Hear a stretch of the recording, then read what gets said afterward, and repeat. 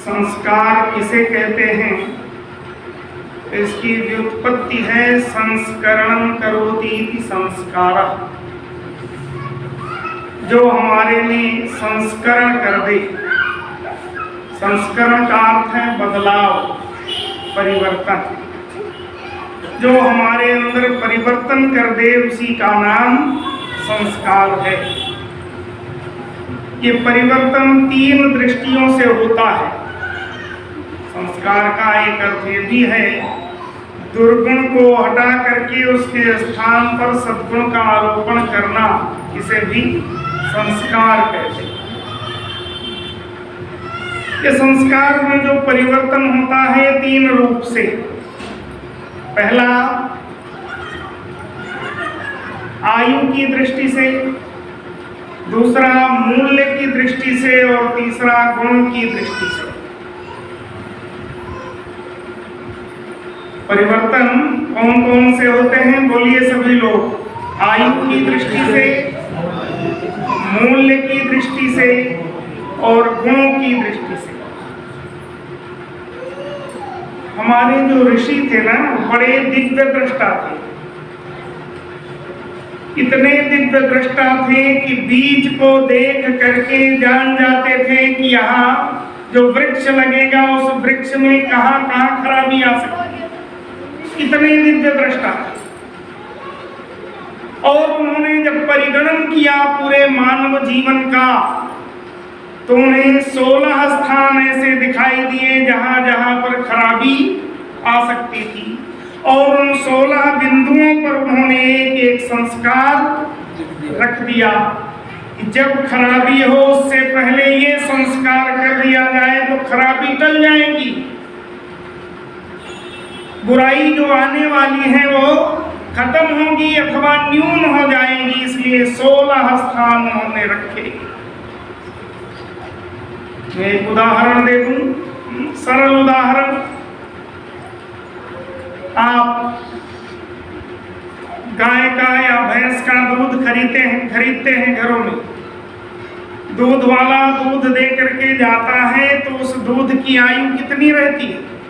अगर दूध वाले से लेकर के ऐसे ही रख दिया जाए तो उसकी आयु कितनी?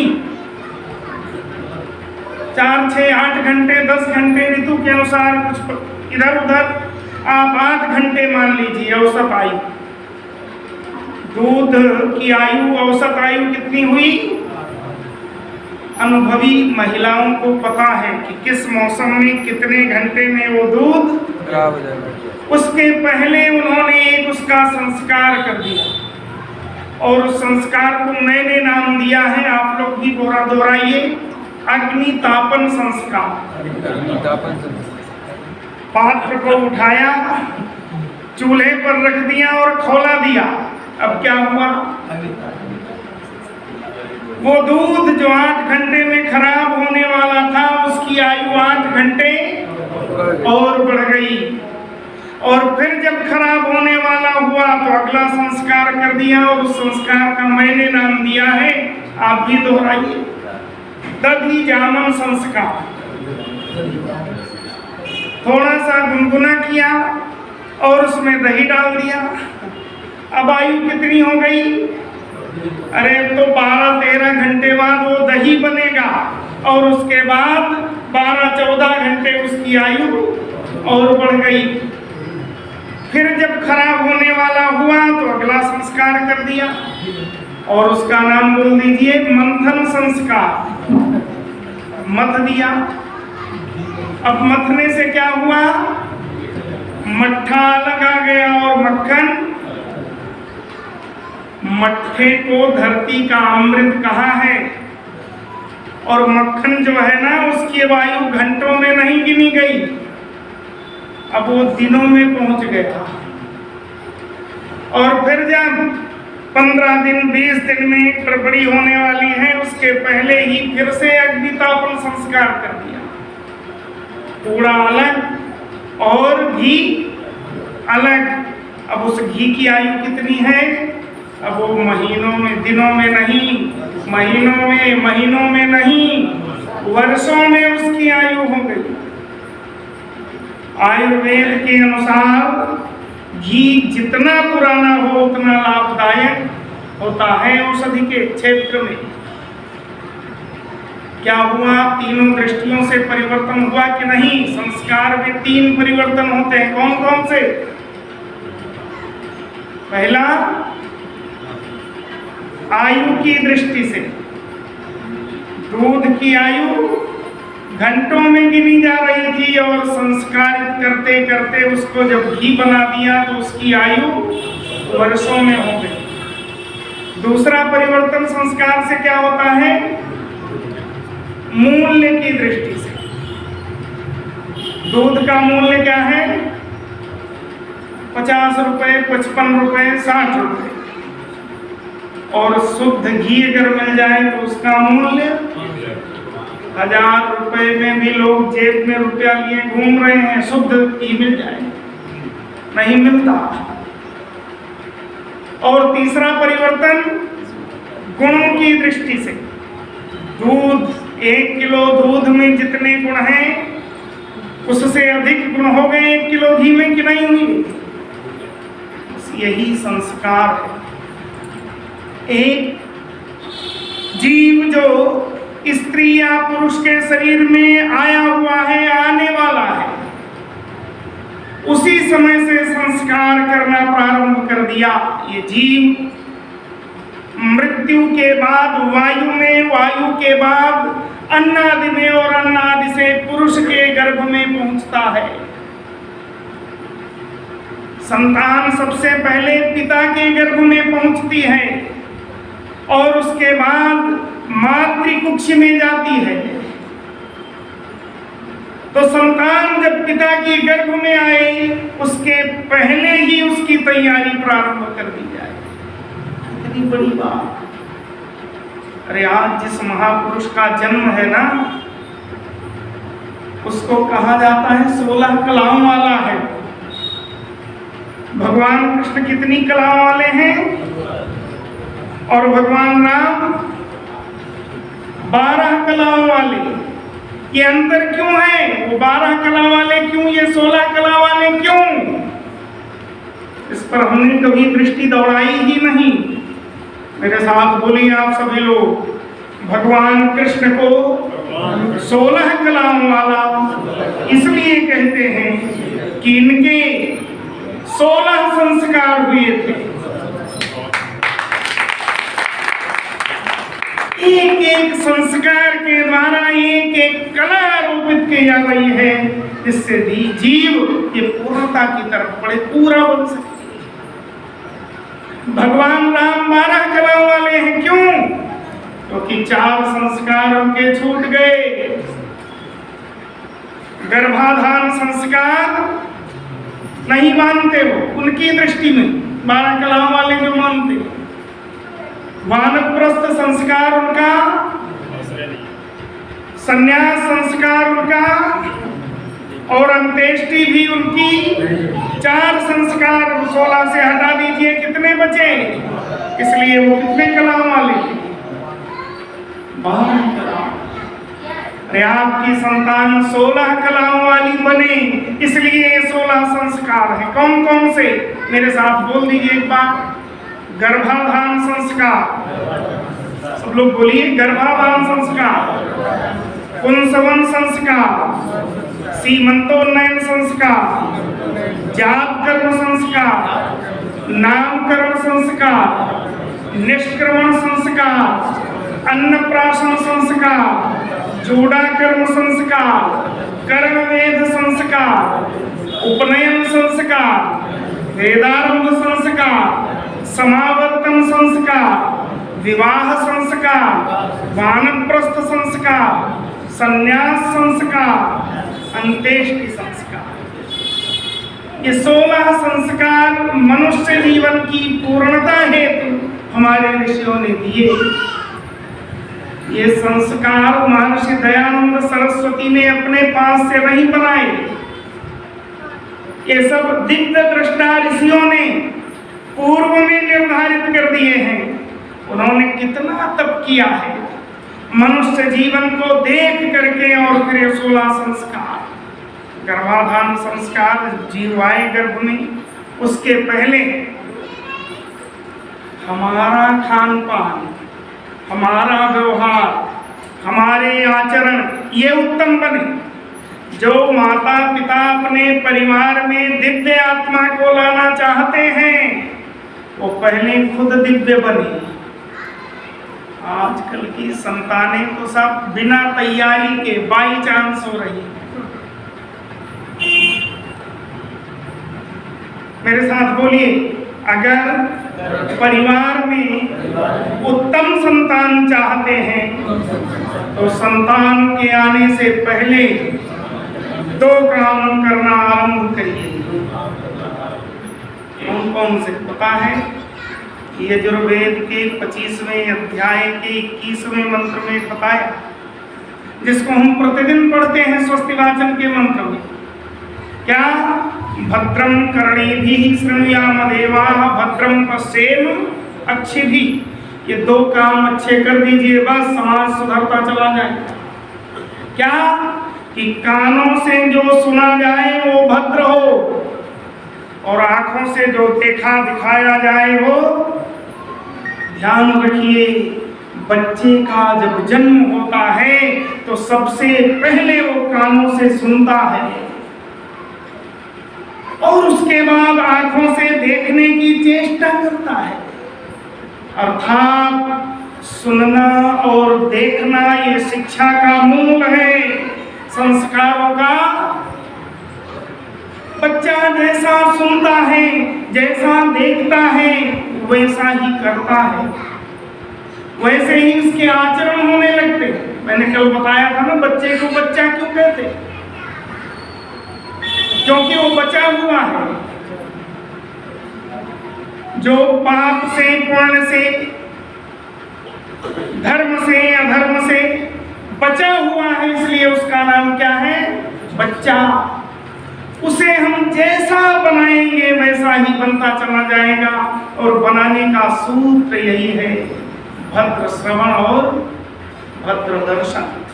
भद्र माने भदि कल्याणे सुखे च, ये भदि धातु है संस्कृत की, जो कल्याण और सुख के अर्थ में प्रयुक्त होती है। अर्थात सब लोग बोलिए, हे बच्चे बैठ जाओ, बोलिए, जिन कर्मों के करने से इस संसार में उत्तम सुखों की प्राप्ति हो और जिस दिन इस संसार से गमन हो, हमारा कल्याण हो, उसका नाम क्या है? भद्र। भद्र का अर्थ है सुखे कल्याणे च। इस संसार में जिन कर्मों को करते हुए हम सुख प्राप्ति करें और जब संसार से विदाई हो तो कल्याणकारी स्थान पर जाएं, उन कर्मों का नाम क्या है? भद्र। अमेरिका के पूर्व राष्ट्रपति बिल क्लिंटन, उनकी पत्नी हिलेरी ने एक बुक लिखी, पुस्तक लिखी, और उसने उस पुस्तक में लिखा कि अमेरिका का हर चौथा बच्चा अविवाहित मां का बच्चा होता है। हिलेरी का कथन है। और इसके मूल कारण क्या हैं? तो उसने जो प्रमुख कारण लिखा वो था टीवी चैनल्स के माध्यम से गंदे गंदे चित्रों का प्रदर्शन, पत्र पत्रिकाओं के माध्यम से गंदे अभद्र लेखों का लेखन, ये मूल कारण है। क्या ये वही का कारण है? क्या यही स्थिति अपने यहाँ है या नहीं है? जो मोबाइल है ना, गूगल पर पहुंच करके केवल SEX इतना लिखना है, लाखों ऐसे चित्र सम्मुख होंगे कि हमारे संस्कारों का उपदेश उनके आगे फीका पड़ जाए। ये उपदेश तो होगा साल में एक बार और वहां लाखों चित्रों की संख्या सामने हो। यदि आप परिवार में संस्कार चाहते हैं तो एक व्यवस्था कर दीजिए कि इस परिवार के अंदर कोई भी ऐसा गाना नहीं बजेगा जो अभद्रता के पैमाने पर आता हो। कोई भी ऐसा चित्र चाहे टीवी में, मोबाइल में नहीं आएगा जो भद्रता के पैमाने पर खरा नहीं उतरता। बस संस्कार शुरू हो जाएगी। संस्कार एक दिन की चीज नहीं है। हम आर्यों में भी ये बात मन कर गई है, मन में आ गई है कि केवल एक दिन आचार्य जी को बुला करके संस्कार कर दिया, बस काम खत्म। गर्भाधान संस्कार का वो यज्ञ आप करा ले, कुछ परिवर्तन नहीं होगा। मैंने बताया था कि मंत्र का पाठ, दूसरा अर्थ का चिंतन और तीसरा ईश्वर का ध्यान, ये एक भाग है। दूसरा भाग क्या बताया था? व्यवहारिकता में आना। ये प्रशिक्षण है जो 2 घंटे का संस्कार हो रहा है, इसमें आपको प्रशिक्षित किया जा रहा है। ये देखो गर्भाधान संस्कार हुआ है और आज के इतने दिन के बाद जब पुंसवन संस्कार होगा 6 महीने पर,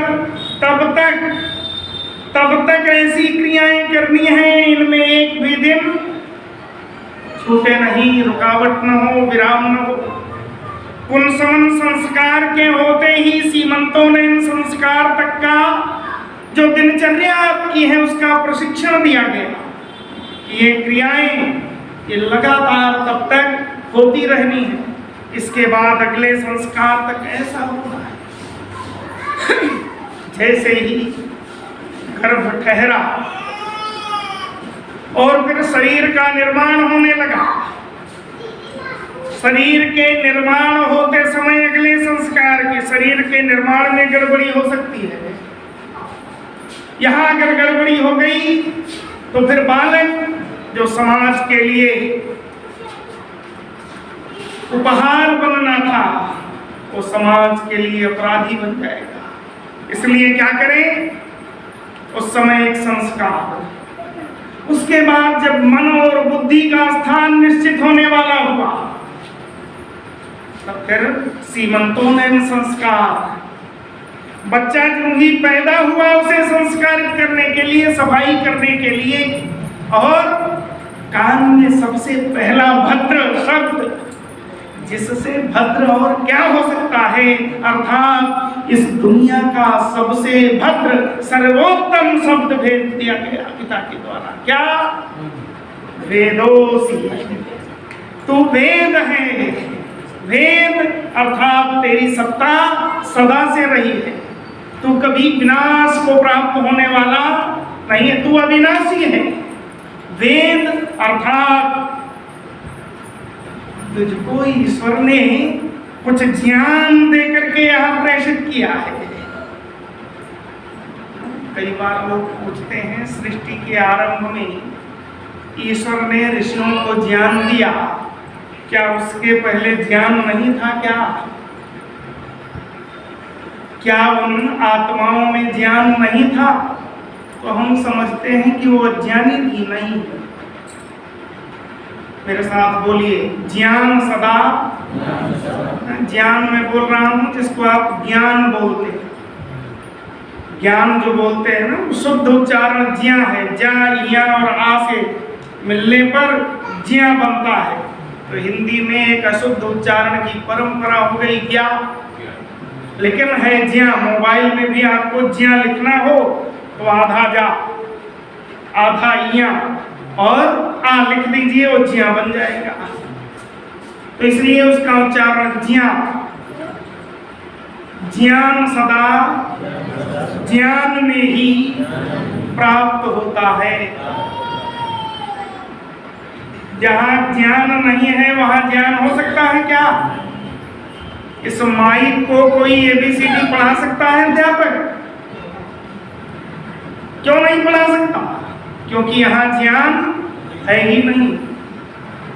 ज्ञान सदा ज्ञान में ही मिलता है। वो आत्माएं अगर ज्ञानी न होती तो ईश्वर का ज्ञान व्यर्थ चला जाता, उससे कोई परिवर्तन। अगला वाक्य बोलिए, ज्ञान सदा ज्ञान में मिलकर बढ़ता है। यहाँ थोड़ा ज्ञान होगा, थोड़ा और मिला तो दोनों मिलकर के क्या होंगे, बढ़ जाएंगे। और ये ज्ञान कब तक बढ़ेगा, कोई है सीमा इसकी?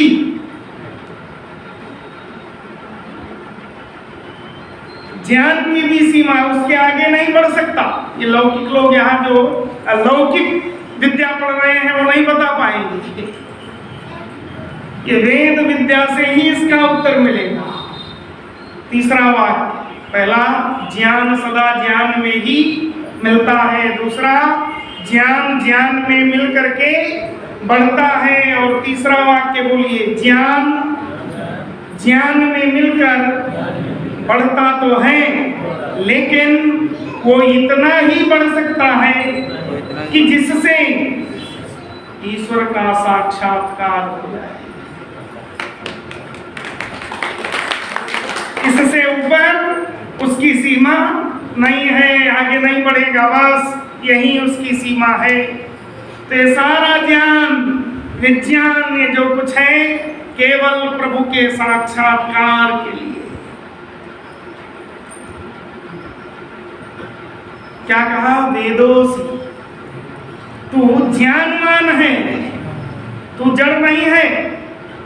पहला वेदोसी, वेदोसी तू वेद है, ये सर्वोत्तम शब्द उसके कान में दिया गया। और इसी समय माता पिता का ये व्रत हो गया कि हे पुत्र, आज के बाद मैं व्रत लेता हूँ, व्रत लेती हूँ कि तेरे कान में ऐसे ही शब्द जाएं जो वेद के अनुकूल हों। इसके प्रतिकूल अभद्र शब्दों का गमन तुम्हारे कानों में न जाने दूंगा। ये मैं पूरा पुरुषार्थ करूंगा, करूंगी, प्रयत्न करूंगा, करूंगी। ये है जात कर्म संस्कार। फिर अगला संस्कार क्या हुआ, नामकरण। हमारे यहाँ लोगों को नाम रखने का भी शऊर नहीं था। आज भी पढ़ा लिखा व्यक्ति है और नाम क्या है, इंजीनियर है। मैंने पूछा, इंजीनियर साहब नाम क्या है? संकल्प कराना था, यजमान बने हुए थे। बोले एम सिंह बोल दीजिए। हमने कहा ना एम सिंह क्यों, पूरा बोलिए ना। बोले आचार्य जी खाली एम सिंह बोल दीजिए। जिद कर ली तो मैंने एम सिंह बोला संकल्प में, और बाद में जब सब चले गए तो मैंने पूछ लिया कि आपने नाम क्यों नहीं बताया। बोले आचार्य जी क्या नाम बताएं, ऐसा नाम रखा है। यहाँ सब शिक्षित लोग थे, इंजीनियर लोग बैठे थे, हमारे जितने मित्र हैं। वो नाम क्या है? बोले मघई सिंह। मघई सिंह। एक है डी सिंह, जानते होंगे, विकास नगर में डी सिंह, वो भी नाम नहीं बताते किसी। उनसे पूछा, बोले आचार्य जी मेरा नाम है दुर्जन सिंह। तो बाद में हम लोगों ने उनका नाम दुर्जनजीत सिंह रख दिया है, नहीं तो दुर्जन सिंह ही रहते, बताने बच गए हो। महर्षि दयानंद सरस्वती के सामने काया शास्त्रार्थ करने के लिए पौराणिक पंडित, इन्होंने पूछ लिया क्या नाम है आपका? क्या बोला? कूड़ामल शास्त्री। स्वामी जी ने कहा क्या कूड़ा कम था जो आपने मल भी लगाने की जरूरत समझी? इतना कहा ही था, सर्वसार हो गया और नहीं कर सका शास्त्रार्थ। एक और घटना है, एक आया, वो भी शास्त्रार्थ के लिए ही पंडितों की टोली में था। पूछा स्वामी जी ने नाम क्या है? बोला गया दीन। स्वामी जी बोले जिसका दीन ही चला गया, धर्म ही चला गया, वो कैसा व्यक्ति होगा? नाम रखना नहीं। स्वामी जी ने संस्कार विधि के इस प्रकरण में बताया कि देखो नदियों के नाम, बच्चों के नहीं रखने चाहिए। ऐसे नाम जिनका अर्थ उचित न हो उन्हें भी नहीं रखना चाहिए। जानवरों के नाम नहीं रखने चाहिए। नाम में घोष वर्ण, बाह्य प्रयुक्त वाले वर्ण, ये वर्ण होने चाहिए। नाम में या, वा, रा, ला, हा ये अवश्य होने चाहिए और हर वर्ग का तीसरा अक्षर होना चाहिए। ऐसे नाम रखने चाहिए। पूरी उन्होंने व्यवस्था लिख दी ऋषियों ने जो बताई थी नामकरण संस्कार।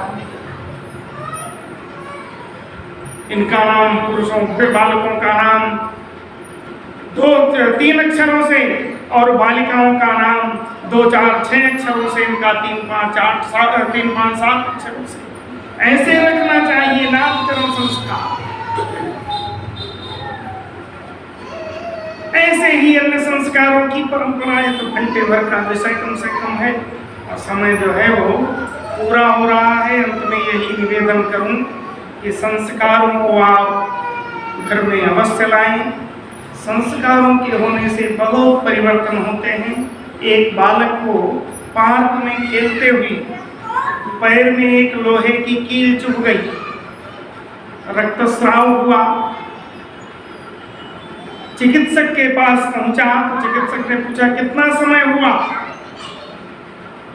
उसने कहा 2-2.5 घंटे पहले ये कील चुभी है। बड़ा प्रयत्न किया लेकिन खून।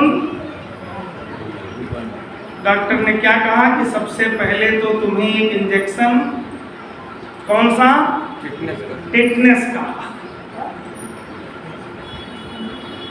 इस बालक ने प्रश्न किया क्यों? कहा क्योंकि लोहा तुम्हारे चुभा हुआ है इसलिए वो टिटनेस कर देगा। तो इसने कहा डॉक्टर साहब एक लोहा तो चुभा ही था, आप दूसरे लोहे को चुभोने की बात कर रहे हैं। अगर वो टिटनेस करेगा तो इससे भी तो टिटनेस होगा। डॉक्टर ने कहा नहीं, दोनों में अंतर है। क्या अंतर है? डॉक्टर बोला वो कुसंस्कारित लोहा था और ये कुसंस्कारित लोहा वो शरीर में रोग पैदा करेगा और ये सुसंस्कारित लोहा रोगों के विनाश का कारक बनेगा। अर्थात मेरे साथ अंतिम वाक्य बोल दीजिए इस सभा का मेरा। कुसंस्कारित बालक समाज के लिए रोग का कारक होगा, लेकिन यदि 16 संस्कारों से उसे अभिसंचित कर दिया जाए तो रोग नाशक बनेगा। ऐसा समाज जिसमें संस्कारवान संतानें होंगी वही संस्कार समाज उन्नति के पथ पर अपने राष्ट्र को अग्रसर कर सकता है। दूसरा कोई मार्ग नहीं है। आइए हम व्रत लें कि हम अपनी संतानों के जो संस्कार छूट गए कोई बात नहीं, लेकिन आप प्रत्येक संस्कार करेंगे, संस्कार विधि का अध्ययन करेंगे। संस्कारों में बहुत खर्च नहीं है, तो खर्च की एक परंपरा बनी हुई है। मुंडन किया तो इनको भोजन कराना बहुत जरूरी है। ये कुछ नहीं, संस्कार केवल माता पिता कर सकते हैं घर में बैठकर, कोई खर्च न करिए। ये 16 संस्कारों में 1000 रुपए की सामग्री अधिकतम मान लीजिए और पुरोहित को बुलाया तो 1100 रुपए उसका मान लीजिए। 2-2.5 रुपए में एक संस्कार आराम से हो जाएगा। बहुत खर्चीला मत बनाइए। सामान्य खर्च में, सामान्य व्यय में, लेकिन कोई भी संस्कार छूटने न पाए। 16 कलाओं वाले, 16 संस्कारों वाले योगी राज कृष्ण के जन्म दिवस पर अगर हम 16 संस्कारों को करने का व्रत ले लें तो जन्मदिन मनाने का उत्तम तरीका है। कृष्ण का क्या गुण था, उनका चरित्र कैसा अद्भुत था, उनमें क्या क्या विशेषताएं थी, वो सब सुनने के लिए आप सायंकालीन सत्र में अवश्य आइए। महापुरुषों के साथ हमारे देश में बड़ा अन्याय हो रहा है, लेकिन सबसे अधिक अन्याय जिस महापुरुष के साथ हुआ है उसका नाम है कृष्ण। आइए उसके यथार्थ स्वरूप को सायंकाल में समझने का प्रयत्न करें। इसी कामना